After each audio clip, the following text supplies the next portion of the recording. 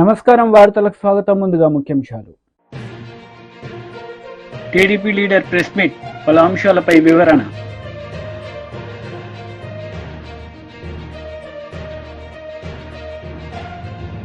BJP leader press meet, పలు అంశాలపై వివరణ.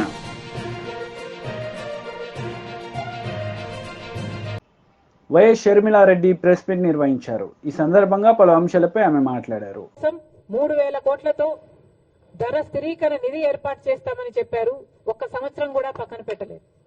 4,000 కోట్లతో రైతులు పంట నష్టపోతే నష్టపరిహారం కింద పక్కన పెడతామన్నారు. ఒక్క సంవత్సరం కూడా పెట్టలేదు. రాజశేఖర రెడ్డి గారు ఉన్నప్పుడు ఇన్పుట్ సబ్సిడీ అయితేనేమి, లేకపోతే డ్రిప్ మీద సబ్సిడీ అయితేనేమి, యంత్రాల మీద సబ్సిడీ అయితేనేమి, ఇలా ఎన్నో ఇచ్చి ఆదుకుంటే ఏది ఇవ్వకుండా రైతుల్ని ఘోరంగా ముంచేయడం గత 5 సంవత్సరాలుగా. రైతన్నవాడు అసలు ఆంధ్ర రాష్ట్రంలో అప్పే లేని రైతన్నవాడు లేకుండా మిగలకుండా పోయాడు. ఇంత చితికిపోయి ఉన్న రైతుల మీద ఈరోజు మళ్ళీ ఈ వర్షాల భారం. మరి రైతన్నవాడు ఏం చేయాలి? రైతులు ఎలా బతకాలి? ఇప్పుడు ముఖ్యమంత్రిగా చంద్రబాబు గారు ఉన్నారు. కూటమి సర్కార్ అధికారంలో ఉంది. మరి ఇప్పుడు కూడా రైతుల్ని ఆదుకోకపోతే ఆంధ్ర రాష్ట్రంలో అసలు రైతులే మిగలరు. ఇప్పటికే ఒక్కరోజే 10 సెంటీమీటర్లకు పైగా వర్షాన్ని ఎదుర్కొన్న ప్రాంతాలు ఎన్నో ఉన్నాయి. అసలు చాలా మటుకు రైతులు మళ్ళీ పంట వేసుకోలేని పరిస్థితిలో కూడా ఉన్నారు. అంటే మట్టి పుడుకుపోయి, అంటే వేసిన పంట నష్టపోవడం ఒక ఎత్తు అయితే, మళ్ళీ ఈ వర్షాలు అయిపోయిన తర్వాత పంట వేసుకోలేని పరిస్థితులు కూడా ఎంతో మంది రైతులు ఎదుర్కొంటున్నారు. మరి ఇలాంటి వాళ్ళ పరిస్థితి ఏమిటి? మళ్ళీ చెప్తున్నాం, కూటమి సర్కార్ అధికారంలో ఉంది. చంద్రబాబు గారు ముఖ్యమంత్రిగా ఉన్నారు. ముఖ్యమంత్రిగా ఉన్న చంద్రబాబు గారు మన రైతుల గురించి, వాళ్ళ పరిస్థితిని గురించి ఆలోచించాల్సిన అవసరం ఉంది. రైతులను ఆదుకోవాల్సిన అవసరం ఉంది. కూటమి సర్కారు అధికారంలో ఉంది. అయినా కూడా బీజేపీ వైఖరి మన పట్ల ఎలా ఉందో ఒకసారి ఆలోచన చేయండి. నేషనల్ డిజాస్టర్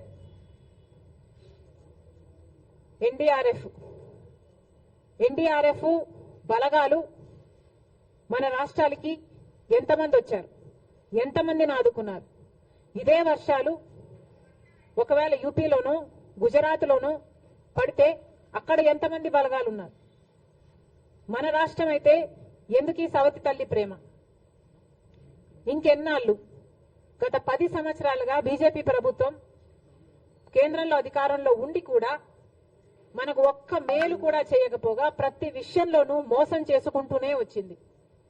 మరి అలాంటి బీజేపీతో చంద్రబాబు గారు కూటమి కట్టారు. ఆ కూటమి ఇప్పుడు అధికారంలో ఉంది.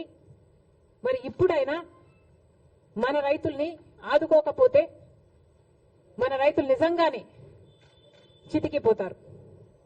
దయచేసి చంద్రబాబు గారు దీన్ని ఒక మామూలు వర్షంగానో, వర్షాకాలం వర్షంగానో చూడకుండా రాష్ట్ర విపత్తుగా దీన్ని పరిగణలోకి తీసుకొని ప్రతి రైతుకి ఏం కాంపెన్సేషన్ ఇస్తారు, ఎంతమంది రైతులు నష్టపోయారు, ఎన్ని ఎకరాలలో పంట నష్టం జరిగింది, ఎన్ని వేల కోట్ల ఆస్తి నష్టం జరిగింది, ఇవన్నీ వెంటనే లెక్కలు వేసి రైతులను ఆదుకోవాల్సిన అవసరం చంద్రబాబు గారికి ఉంది. మాజీ మంత్రి శ్రీనివాస్ గౌడ్ ప్రెస్ మీట్ నిర్వహించారు. ఈ సందర్భంగా పలు అంశాలపై ఆయన మాట్లాడారు. వారి కుటుంబ సభ్యులను కూడా పిలిపించి సత్కారం చేస్తున్నప్పుడు ఒక దాశరథి గారే కాదు, తెలంగాణలో ఎంతోమంది వైతాళికులను సన్మానం చేసి సత్కారం చేసి అవార్డులు ఇవ్వడం అనేది నిజంగా కేసీఆర్ గారే ముఖ్యమంత్రి కాకపోతే మాకు ఇవి జరిగేటివా? తెలంగాణ రాకపోతే మాకు ఈ సత్కారాలు ఉండేటివా? మరుగున పడి మమ్మల్ని ఇంత పెద్ద కవిత్వం ఉన్న ఎంతోమంది కవులను కూడా ఎక్కడ కూడా వెలుగులోకి తీసుకురాకుండా తెలంగాణలో కౌలే లేరన్నట్లు భావన జరిగేది. కేసీఆర్ వచ్చిన తర్వాతనే, కేసీఆర్ గారు ముఖ్యమంత్రి అయిన తర్వాతనే, తెలంగాణ తెచ్చిన తర్వాతనే తెలంగాణ ఉన్నటువంటి కవులకు కావచ్చు, కళాకారులకు కావచ్చు, వైతాళికులకు కావచ్చు ఎంతో మందిని అవార్డులు ఇచ్చి సత్కరించుకోవడం అనేది నిజంగా ఎంతో అదృష్టం అని చెప్పి వాళ్ళ కుటుంబ సభ్యులు చెప్పినటువంటిది ఈ సందర్భం గుర్తు చేస్తూ ఉన్నాను. ఈరోజు మీరు చూడండి, కాళోజీ గారి నుంచి మొదలుకుంటే, సురం ప్రతాప్ రెడ్డి గారి నుంచి మొదలుకుంటే, దాశరథి గారు, ఎంతోమంది అసలు కవులే లేరన్నప్పుడు 100కు పైగా కవులు ఉన్నారని చరిత్ర ముందర పెట్టినటువంటి గోల్కొండ పత్రిక ద్వారా మా జిల్లా వాసినటువంటి సురవన్ ప్రతాప్ రెడ్డి గారు. ఆ తర్వాత క్రమంలో అసలు తెలంగాణ భాషనే కాదు, ఇది యాస అని ఎన్నో రకాలుగా, ఇది కవిత్వమే కాదు అని ఎన్నో అవమానాలు ఎదుర్కొన్నారు. కానీ తెలంగాణ వచ్చిన తర్వాతనే మేము తెలంగాణ ఉద్యమంలో కూడా తెలంగాణ, నా తెలంగాణ కోటి రతనాల వీల, ఇంకొక కవి ప్రాంతేతరుడు ద్రోహం చేస్తే పొరిమేర దాకా తరిమి కొట్టండి, ఈ ప్రాంతం వారు ద్రోహం చేస్తే ఇక్కడే పాతి పెట్టండి అని ఇలాంటి మహనీయుల కవుల యొక్క వాళ్ళ యొక్క ఆలోచనలతో, వాళ్ళ యొక్క కవిత్వంతోనే తెలంగాణ ఉద్యమం ముఖ్యమంత్రి కేసీఆర్, మాజీ ముఖ్యమంత్రి కేసీఆర్ గారు కూడా ఇలాంటి పుస్తకాలు చదివి వీళ్ళ యొక్క పుస్తకాల ద్వారానే తెలంగాణ వస్తే తప్ప ఈ ప్రాంతం బాగుపడదని తెలంగాణ తెచ్చిన సందర్భం. వచ్చిన తెలంగాణలో కూడా అందరిని సత్కరించుకొని ఈరోజు 100 సంవత్సరాలు అడుగు పెడుతున్నందుకు వారికి ఘనమైనటువంటి నివాళులు అర్పిస్తూ 100 సంవత్సరం ఇంకా ఘనంగా నిర్వహిస్తామని చెప్పి ఈ సందర్భంగా తెలియజేస్తున్నాం. జోహార్ దశరథ్ గారికి. వైసీపీ లీడర్ మీడియా సమావేశం నిర్వహించారు. ఈ సందర్భంగా పలు అంశాలపై ఆయన మాట్లాడారు. వారి నోటి ద్వారా కూడా మాట్లాడించడానికి మాత్రమే ఈ ప్రభుత్వం ప్రయత్నం చేసింది తప్ప ఇంకొకటి కానే కాదు. వారు ఇచ్చినటువంటి హామీల విషయంలో ఏ విధంగా ఆ హామీల్ని నెరవేర్చబోతున్నారు, ఏ విధంగా ఆ హామీల్ని ప్రజలకి ఎప్పటి నుండి ఇవ్వబోతున్నారు, వాటికి సంబంధించి ఎక్కడా కూడా ఊసేలేదు. కేవలం ఊకదంపుడు ఉపన్యాసాలు తప్ప ఇంకొకటి వారి ప్రసంగంలో కనపడకపోవడం అనేది నిజంగా ఆశ్చర్యాన్ని కలిగించింది. ఇంకొక విషయం మీద కూడా వారు దాటవేసేటటువంటి ప్రయత్నం చేశారు. సూపర్ 6 పేరుతోటి హామీలు ఇచ్చినటువంటి ప్రభుత్వం ఆ సూపర్ 6ని ఎప్పటి నుంచి అమలు పరుస్తుందో చెప్పకపోగా వాటికి సంబంధించినటువంటి విధి విధానాల గురించి కూడా ఎక్కడ ప్రస్తావించకపోవటం ఆశ్చర్యంగా అనిపిస్తుంది. గవర్నర్ గారి ప్రసంగంలో 39వ పాయింట్ని కానీ ఒకసారి గమనిస్తే ఈ హామీలను మొత్తాన్ని కూడా అమలు పరచడానికి ఆర్థిక పరిస్థితి బాగలేదు అనే విధంగా అర్థం వచ్చే విధంగా వారు మాట్లాడడాన్ని కానీ గమనించినట్లయితే ఇక ఈ ప్రభుత్వం ఈ పథకాలని ఖచ్చితంగా ఇవ్వదు ప్రజలకి, ఈ పథకాల మీద దృష్టి లేదు, ఈ పథకాలు ఇవ్వకుండా దాటవేసేటటువంటి ప్రయత్నం చేస్తున్నట్టుగా కూడా మనకు చాలా స్పష్టంగా కనపడుతుంది. ఈ రాష్ట్రంలో జరుగుతున్నటువంటి హత్యాకాండ మీద కూడా ఒక్క మాట మాట్లాడకపోవడం కూడా ఒకంత ఆశ్చర్యాన్ని కూడా కలిగించింది. వనరుల గురించి కానీ లేకపోతే ఇంకొక విషయం మీద కూడా ఎక్కడా కూడా వారు మాట్లాడకపోవడం కూడా చాలా దుర్మార్గంగా ఈ యొక్క ప్రసంగం మొత్తం సాగింది అనేది వాస్తవం.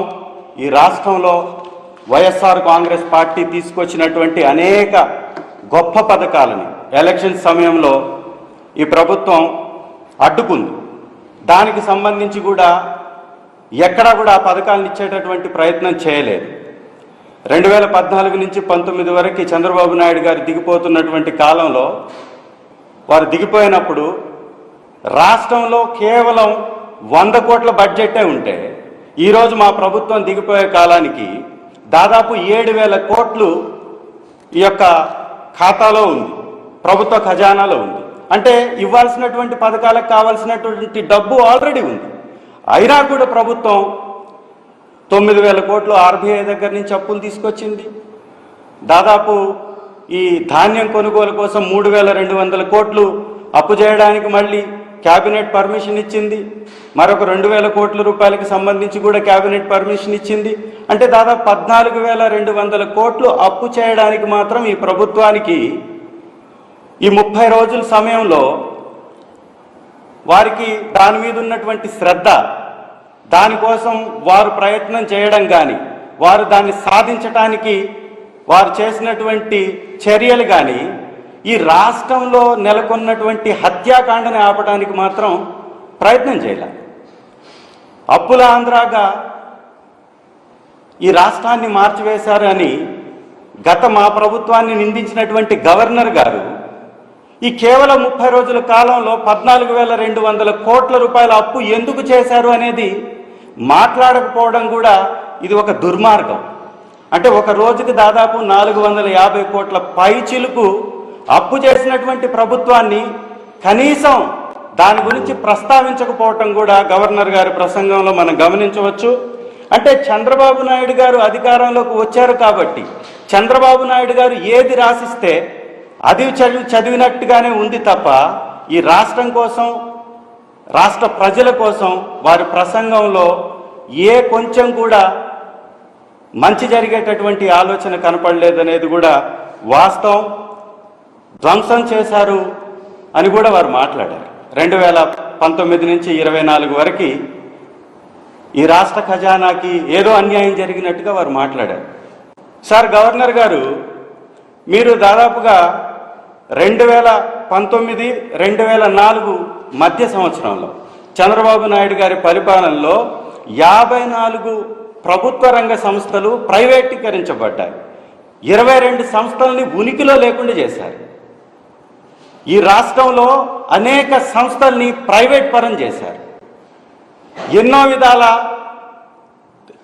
రాష్ట్ర ఖజానాన్ని దోచుకున్నారు. ఇవాళ మీరు ఇసుక విధానం మీద కూడా మాట్లాడారు. చంద్రబాబు నాయుడు గారి పరిపాలనా సమయంలో 100 కోట్ల పెనాల్టీ గ్రీన్ ట్రిబ్యునల్ వేసింది ఇసుకను దోచుకున్నటువంటి దాని మీద. దాదాపు మా ప్రభుత్వంలో 3,850 కోట్ల రూపాయలు ప్రజా ఖజానాకు వచ్చి ఇసుక ఒక పారదర్శక విధానంతో సప్లై చేయబడ్డటువంటి విషయాన్ని కూడా వక్రీకరించి మాట్లాడడం అనేది నిజంగా దారుణమైనటువంటి చర్య. ఇవన్నీ కూడా ప్రజలు గమనించాలి. గవర్నర్ గారి ప్రసంగం ముగిస్తూ కూడా వారు స్వామి వివేకానంద గారి మాటలతోటి ముగించారు. నిజంగా వివేకానంద గారు చెప్పినటువంటి మాటలను ఒకసారి అర్థం చేసుకోండి.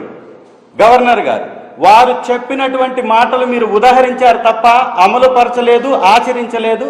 ఇది మీరొక్కసారి దీన్ని కూడా మీరు తిరిగి చూసుకోవాలని మీకు సెలవిస్తూ, షర్మిలమ్మ గారు కూడా ఇవాళ బయటకు వచ్చారు.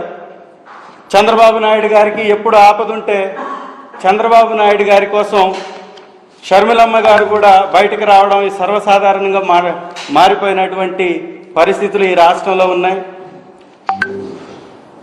ఏపీసీసీ అధ్యక్షురాలుగా ఉన్నటువంటి షర్మిల గారు తన విధులను మర్చిపోతున్నారు. ప్రతిపక్షంలో ఉన్నటువంటి పార్టీ మీద విమర్శలు చేయడం వారికి సర్వసాధారణంగా మారిపోయింది. ఇవాళ షర్మిలమ్మ గారు మాట్లాడుతున్నటువంటి మాటలను కానీ ఒక్కసారి గమనిస్తే దయ్యాలు వేదాలు వల్లించినట్టుగా వారి మాటలు ఉన్నాయి. ఎంత దిగజారిపోతున్నారంటే షర్మిలమ్మ గారు. బీజేపీ లీడర్ మీడియా సమావేశం నిర్వహించారు. ఈ సందర్భంగా పలు అంశాలపై ఆయన మాట్లాడారు. Given by Euro taxes, this Euro Exim Bank, Euro Exim, this Euro Exim Bank ఈ దేశానికి సంబంధం లేనటువంటి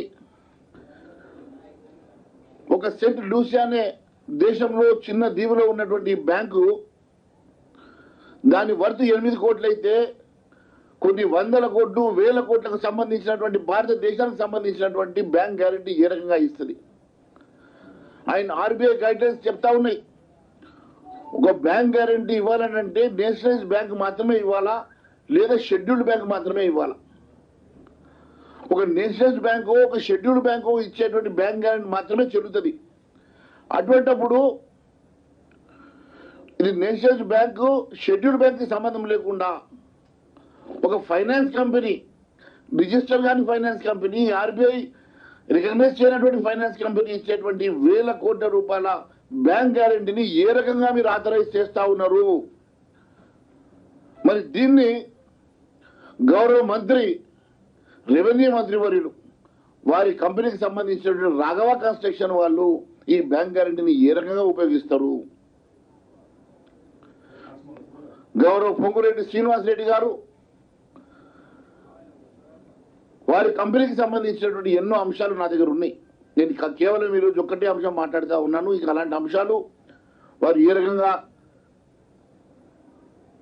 రేట్ ఎక్సలేషన్ చేసుకుంటున్నారు, ప్రైస్ ఎస్కలేషన్ చేసుకుంటా ఉన్నారు, రివైజ్ ఎస్టిమేట్స్ చేసుకుంటా ఉన్నారు, ఏ కంపెనీలు ఏ రకంగా తెచ్చుకున్నారు, ఏ కంపెనీలు ఏ రకంగా పనులు చేసుకుంటా ఉన్నారు, ఏ రకంగా వారి కంపెనీలో పెండింగ్లో ఉన్నటువంటి 100 కోట్ల రూపాయల బిల్లులు రాత్రే ఇప్పించుకుంటున్నారు. దాని గురించి ఇప్పుడు నేను మాట్లాడతలేను. పాపం ఒక సర్పంచ్ కావాల్సిన 5 లక్షలు 10 లక్షల రూపాయలు సర్పంచ్ కావాల్సిన బిల్లు పాస్ చేయాలంటే చేతులు రాని ఈ ప్రభుత్వానికి 100 కోట్ల రూపాయల పెండింగ్ బిల్స్ మాత్రము అరగంటలో క్లియర్ అయిపోయి వారి అకౌంట్లో పడతా ఉన్నాయి. అలాంటి కంపెనీకి సంబంధించినటువంటి పొంగులేటి శ్రీనివాసరెడ్డి గారి కంపెనీకి చెందినటువంటి కంపెనీ కూడా ఈరోజు ఈ యూరో ఎగ్జిమ్ బ్యాంక్ స్కామ్ లో కూడా వారు కూడా భాగస్వాములే. ఇంత పెద్ద ఈ రాష్ట్రంలోనే ఈ దేశంలోనే అతిపెద్ద కుంభకోణంలో ఒక కుంభకోణమైనటువంటి యూరో ఎగ్జిమ్ బ్యాంక్ లిమిటెడ్ లో భాగస్వాములై దాని బ్యాంక్ గ్యారెంటీలు వాడుకున్నటువంటి పొంగులేటి శ్రీనివాసరెడ్డి గారు ఈరోజు మంత్రిగా ఉండే అర్హత మీకు ఉన్నదా? ఈరోజు మీరు మంత్రిగా ఈ కేబినెట్ లో నిలబడే అర్హత ఉన్నదా? మీరు కాంగ్రెస్ పార్టీకి సంబంధించినటువంటి దేశ రాజకీయాల కోసమో ఎన్నికల కోసమో 100 కోట్ల రూపాయలు మీరు ఇచ్చి ఉండొచ్చు, లేక ఎన్నికలకు సంబంధించినటువంటి ఫండ్ను మీరు పోలరైజ్ చేసి ఉండవచ్చు, పూల్ చేసి ఉండవచ్చు. దానికోసం ఈరోజు మంత్రి పదవికి కాంగ్రెస్ పార్టీ ఇచ్చి ఉండొచ్చు. కానీ ప్రజాస్వామ్యంలో ఈరోజు ఇలాంటి స్కాములు బయటపడ్డ రోజు నీవు దాంట్లో ముద్ద అయినప్పుడు దాంట్లో నువ్వు నిలబడి ఈరోజు మంత్రిగా కొనసాగే నైతిక అర్హత నీకున్నదా? మంత్రిగా కొనసాగేటువంటి అర్హత గౌరవ మంత్రి శ్రీనివాసరెడ్డి గారికి ఉన్నదా అని అడుగుతున్నా. మీ కంపెనీ నేను ఇక్కడే మాట్లాడుతూ ఉన్నాను, ఇంకా చాలా ఉన్నాయి, డెఫినెట్గా అవన్నీ మాట్లాడతాను. మీరు చేసేటువంటి మోడల్ సపరేండి ఏందో, ఏ రకంగా మీరు వర్కులు తెచ్చుకొని ఏ రకంగా వాటిని మీరు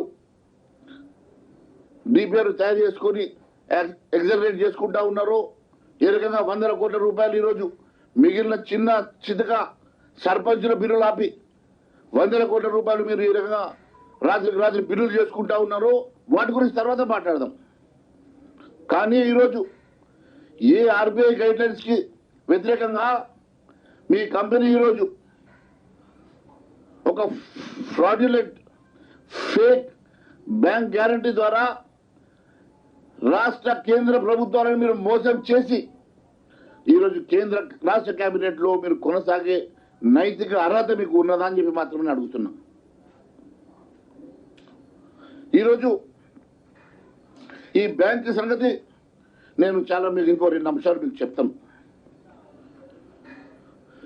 ఈ యూరో ఎగ్జిమ్ బ్యాంక్ ఎక్కడ కూడా లిస్ట్ ఆఫ్ బ్యాంక్స్, ఈ రాష్ట్రంలో లిస్ట్ ఆఫ్ బ్యాంక్స్ లో ఈ బ్యాంక్ పేరు ఉండదు. ఆర్బీఐ అప్రూవ్డ్ బ్యాంక్స్ లో ఉండదు. ఆర్బీఐ రికగ్నైజ్ చేసిన బ్యాంకులో షెడ్యూల్ బ్యాంక్ లిస్ట్ లో ఉండదు. పబ్లిక్ డొమైన్ లో అవైలబుల్ ఉన్నటువంటి యూరో ఎగ్జిమ్ బ్యాంక్ కి సంబంధించినటువంటి అంశాలు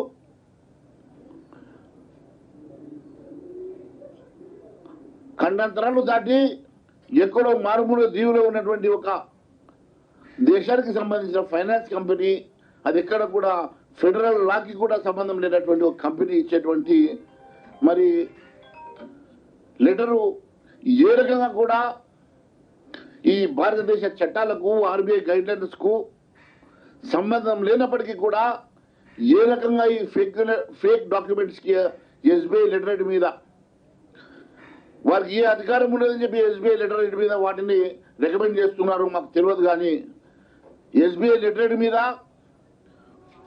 యాజ్ ఇఫ్ ఎస్బీఐ గ్యారంటీ ఇచ్చినట్టుగా ప్రొజెక్ట్ చేసి ఒక ఫేక్ డాక్యుమెంట్లతోటి మీరు ఈరోజు వేల కోట్ల రూపాయలు. టీడీపీ లీడర్ మీడియా సమావేశం నిర్వహించారు. ఈ సందర్భంగా పలు అంశాలపై ఆమె మాట్లాడారు.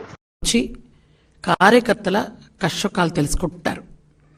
మేము కూడా ఒక్కొక్క శాఖ ప్రతినిధులను వచ్చి ఇక్కడ ఆ జిల్లా నుంచి వచ్చినటువంటి ఎవరైతే ఉంటారో బాధితులు వాళ్ళ దగ్గర నుంచి అర్జీలు తీసుకొని ఏ డిపార్ట్మెంట్కి అవి పంపించాలో పంపిస్తూ, లేదా ఇక్కడే మనం పార్టీ ఆఫీసులోనే కూర్చొని మాట్లాడవలసి ఉంటే ఇక్కడ కూడా చూసి ఈ విధంగా కార్యకర్తలకి అండగా నిలబడ్డాలని ఈరోజు ఈ కార్యక్రమాలు ఏర్పాటు చేయడం జరుగుతుంది.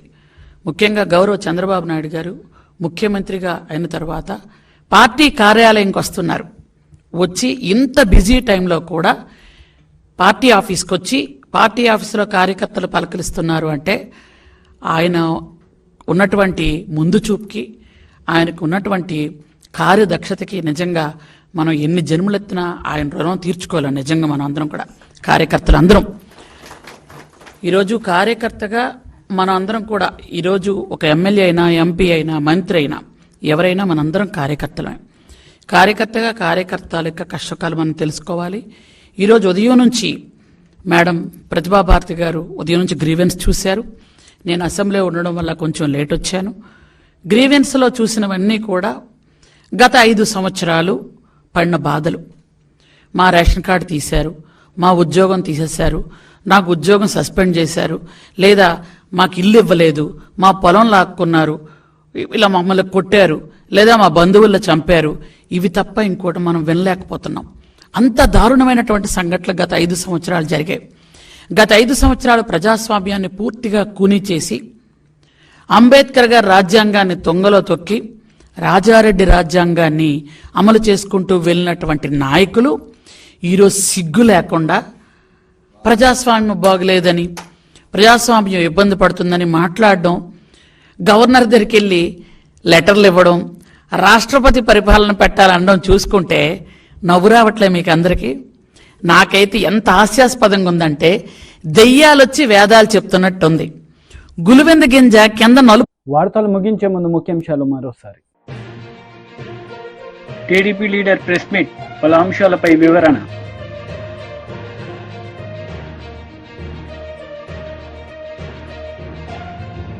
బీజేపీ లీడర్ ప్రెస్ మీట్, పలు అంశాలపై వివరణ.